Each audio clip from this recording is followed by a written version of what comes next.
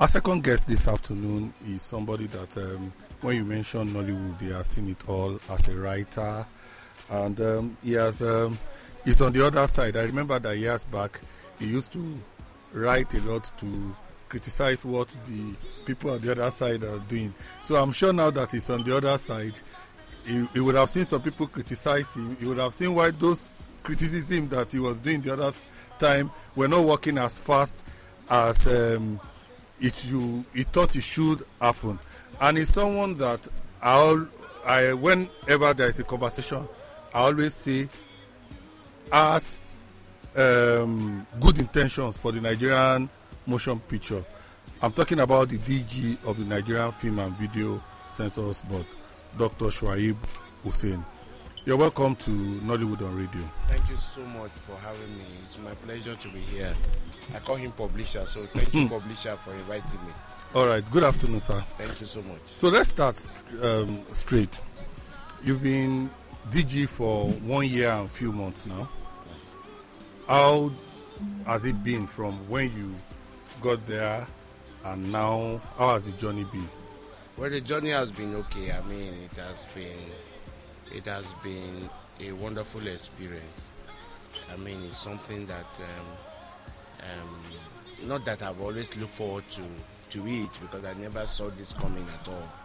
But so far so good. I met an organization that we needed to somehow reposition in terms of how we see ourselves and how people see us. I found very good assets in the organization in terms of staffing, and so all we need to do is just to change the orientation. It's just to say, hey guys, the industry expects so much from us. Government that has appointed us expects so much from us, so we must give in so much. So we have been doing a lot of internal re-engineering, doing a lot of training, talking to ourselves, and doing a lot of engagement with the industry, because our job will be easier as a classification board if we engage with the industry. And it should, because my PA followed me somewhere yesterday, and we just had this engagement with someone, and it opened up a lot of opportunities. So it's not about taking the hammer or always backing at the industry, but it's also engaging them, and we've been doing that. And to God be the glory, as they always write at the end of a film, we are doing well. So, in 1 year, what would you say is the biggest thing that you have achieved? Digitizing the census classification process. Formerly, people were complaining that they send their films and their films will stay there for days. They have to even go to the offices to do that. But now you don't even have to come to our office. You send your film to us. We have a internal return back time of 24 hours, for your film, and then you can also get your certificate online. But if you want the physical one, then you now have to pay for a rider or something for them to send the physical certificate to you. But the online certificate you get, and then we have reduced that. So we digitize the process. Most of our processes now are more online because we are following the trend, and so on. The other thing that we have done is also trying to make the practitioners themselves take responsibilities for the art that they make. Because if they take responsibilities, we will not have so much problem. Because we know that once you bring a film, you've already known what the classification board will look at, and so on. So you will not give us what we will begin to quarrel about. We've not had so many films, only very few we have had to send back to the people to say, oh, we found that this. And what I like about that is that they always write back to us to tell us that they have actually noted that and they have made corrections, and we should certify them, and we will certify them, and then they go. But we have reduced all those red tapeism, we have reduced all those bureaucracy that comes with working, because we are artists ourselves. I met artists there, even though they are civil servants now, and so we must reason like them. Okay, now let's talk about the industry. I see that every time you talk to people in the industry and ask them, how do you think the industry should be developed? I always hear the government should.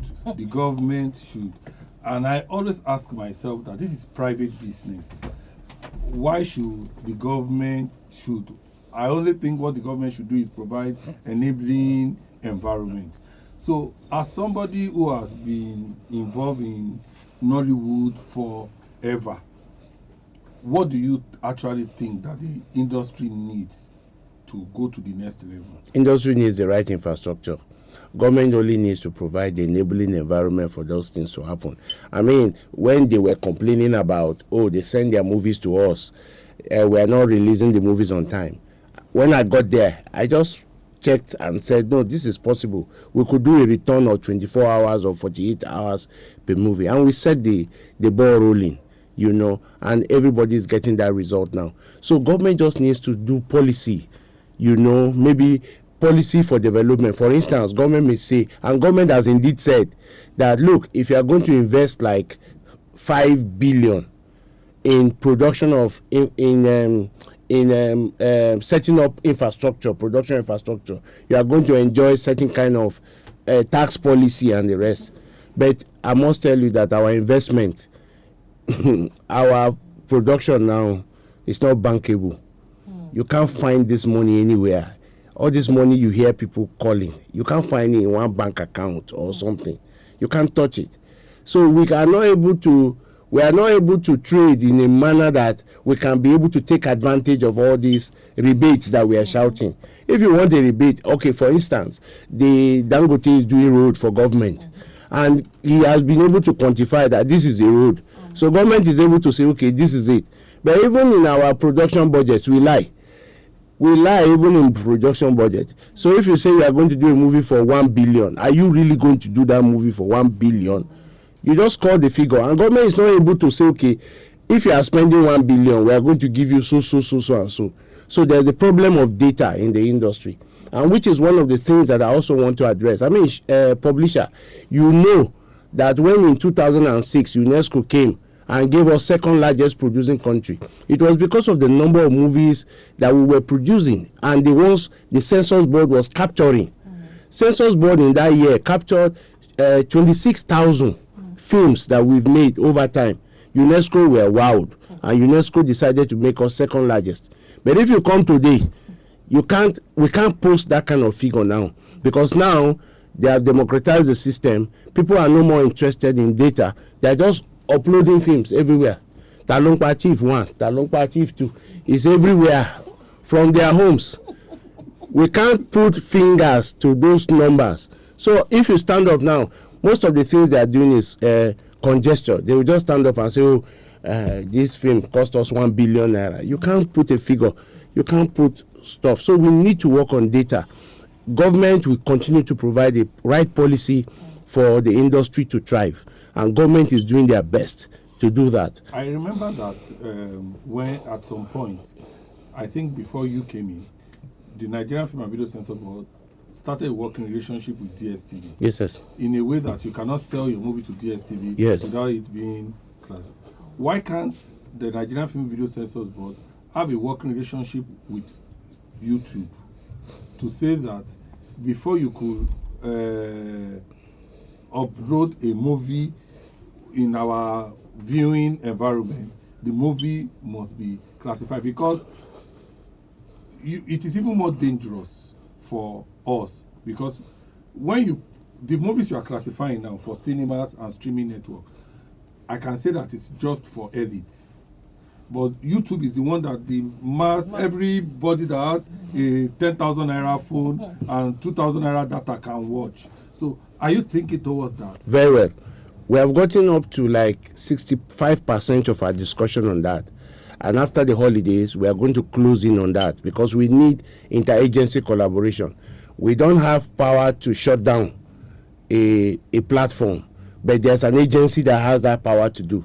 So we are talking to the platforms, and we're also talking to the agency. So by the time we agree with the platform, we will also have a meeting with the agency, interagency, so that when we flag some content, we will now tell them that these people are not respecting the agreement that we have. All over the world, you don't just upload a dramatized content just anywhere. You don't. If the platform refuses, we shut down the platform. People thought one time that it's not possible to shut down those platforms. It is possible. We did it. Twitter. We did it. It's possible. We're just telling you, obey the laws of the land. Don't allow those films there without them passing through classification, without them being seen.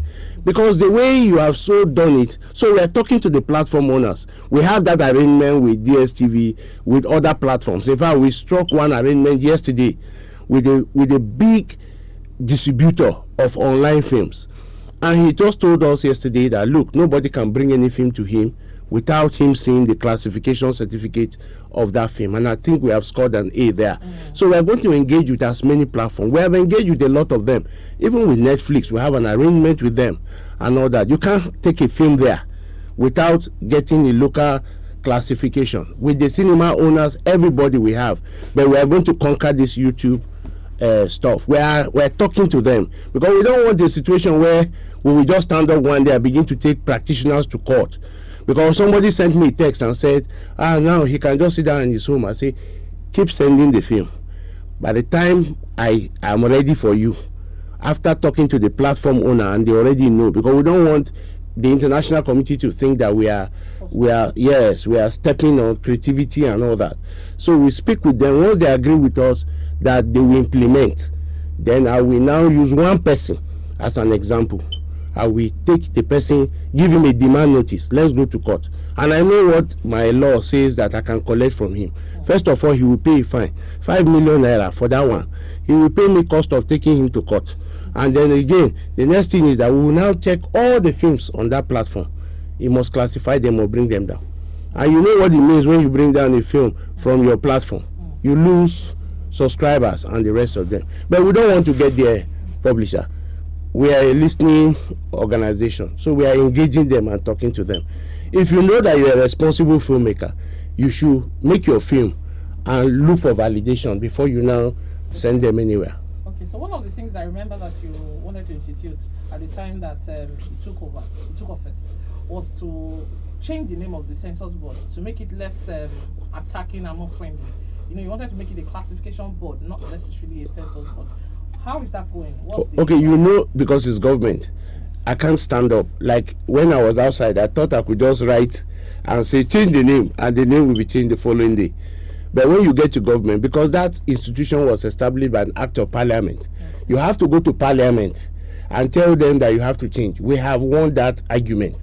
That look, censorship came during the military era. Now we're in a democratic era, and all over the world, this classification they do. Me, I know that one for sure. So internally, we do classification. I told my staff, classification is what we do. By this name, we are begging the National Assembly to help us repeal our act. And we are in the process. Once our act is repealed, you will not see censorship in our name. In fact, I will invite the whole crew to the new naming ceremony. Because that censorship too is I don't ask them. I never mentioned censorship since I took over. It's just that my name is National Film and Video Census Board. But anytime I speak, I talk about classification, because that's what happens all over the world. And classification, balances, freedom to create, and then some kind of responsibility on the part of the filmmaker. Once you bring a content to us, in fact, there's a filmmaker who told me that anytime my director starts shooting in films, I will tell him, reduce this your shooting. I don't want to have 18. I want to have 15 from census board. That's a person who understands the environment where he works. So we will achieve the name change. It's not what I can do. I can't just stand up. I'm just an executive director. It's only the president that can say, okay, You understand? So do you want to respond to this? Okay, I know you bring up this, and this is the first time I'm going to speak on this. That's why you're a journalist. So, and now, this is it. I was sent on an errand, and when I came back, I communicated the outcome of that errand to the Honorable Minister. The Honorable Minister had, on 2 occasions, especially during her ministerial press briefing, spoken about the outcome of that meeting. And basically, we went on a fact-finding mission. I will not say that we didn't take. I don't want to comment about the composition of the delegation, but let's just be concerned about what we went to find out. First of all, we went there to find out whether the news that were making the rounds at the time, that some producers misused money, they were supposed to use certain money they didn't use and all those stuff. Whether that was the reason, that was not the reason. These guys took just a business decision to scale down, because globally there is meltdown everywhere, not just entertainment, not just even in our industry. They took a decision to scale down. But the thing that assurance we got from them was that they are not out of Nigeria. They are still commissioning films. The only thing is that they are not commissioning them on that grand scale of doing what do they call that, originals and the rest. But they are still commissioning films. There are films that have been lined up to open up to 2026 on Netflix, and they are still doing that. And then they are not entirely out. I'm attending an academy sponsored by them, Audiovisual Policy Academy sponsored by them, and there are a lot of agency people, industry people who are part of that academy. We even have a live session tomorrow. So we just got an assurance from them that they are still around. When the economy improves, they will be able to come back in the same manner that they came from the beginning. It's just some people just taking up their decision and say, look, let's re-strategize. If this is not working, let's do this and all that. And they're still commissioning content. In fact, right at that meeting, they showed us applications they got, from people. But it's just that they will not do originals. But if they have need, if they find a content that is full enough, a content that is big enough, like the Black Book, if they find something that can cut across the way the Black Book cuts across, of course they will pick it up as an original. Don't forget that there was a film that was already made, completely made, that they picked up as original. If you remember, Genevieve's film, even Amina, it was completely done before they picked up. So it won't stop them from picking up originals. But the thing is that maybe not in the magnitude for now, because of certain economic reasons that they gave us, and then some business decisions that they took. But they are still around, which is what I want to assure everyone. Except that Nigerians, once they have a business, if there's maybe somebody comes into an industry, everybody will start shooting. They'll say, I'm shooting for Netflix. Whether Netflix wants to get the content or not, they'll say, I'm shooting for Netflix. And now that it's YouTube, everybody has gone to YouTube. Very soon, now we are even beginning to feel the pang. Some people are complaining already that they are reducing their subscribers. They are not giving them enough money and the rest. What we also try to push, even as we are negotiating with the platforms on why these people need to classify their film, is we are even pushing for revenue. Because when I hear that people are getting as low as some monies for particular number of views in this part of Africa, I think that we'll begin to think of how we can push the figures up so that people can really make money from those platforms. Okay, we are running out of time, and but you can't go without without me asking you certain question. Now that I've seen that the Honorable Minister is trying to bring some financing strategies, you understand? Well, you know that with what I do, I interact with a lot of producers. Most producers feel that for it to work, especially for Nollywood people, it has to come in a simpler manner. They feel that the new ones that was just released recently was too, that only very few people would be able to meet the CDF. The CDF will only be able to meet those conditions. Coming after what happened with the creative funds managed by the Office of the Creative Department and Providence Bank, what are your final thoughts? This is our last question. What are your thoughts on this, on financing, getting loan or grants for films? Okay, first of all, we're planning for our sector. Don't forget that fund is not just for filmmaking. The fund is a creative industry fund. But I'm trying to organize some kind of breakdown, like make it easy for us in the filmmaking aspect to understand what that loan is and what the loan demands. I have personally navigated, and I found out that the reason why a lot of us are thinking that we cannot access that loan is that a lot of our production companies lack structure. They don't. They are just a one-man business. They don't have accounting. You can't point to any money that they have done. One of the requirements is that you must have shown that you have done business to this amount. A lot of them don't keep accounts. They just carry from market into pocket.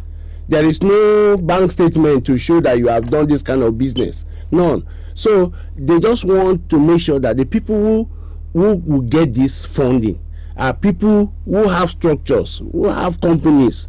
Man, you have built bond for a long time. You can't come and tell me that if I ask you how much has gone into bond and out, you can't show me on paper and the rest. You should be able to have something to show me. So it's not the grant, it's not the Goodluck Jonathan Project Act that they will look at you. Oh, bond, you have published, you have done awards. Okay, here is 5 million. Go and take. No, this is something that some are grants and some are loan. This is something that will be plowed back so that there will be money for other people to come. So if you have not structured your business, this is the time to go and structure the business. Even the Providence one you talked about, or the one from the office of special assistant, you thought everybody just went there and got the money. No, you must have a structured business. You must have accounts, keep proper accounts.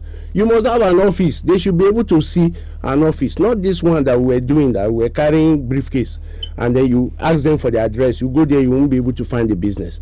So we are going to organize something for our people in our own area, film, so that the funders will come and break down, fund managers will come and break down the funding for them. That's our own CSR for our own industry.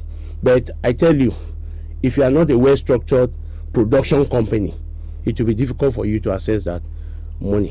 All right. Thank you so much for coming. It has been very informative, educative, and a lot of things that, you know, that our industry thrives on rumors.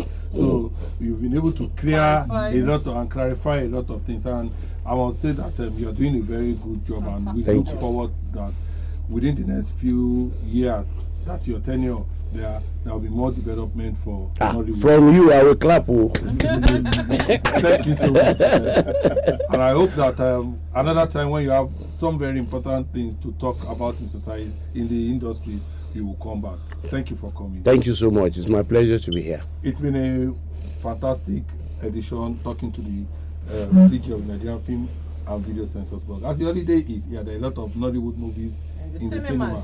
Iyalo Day opens on Friday.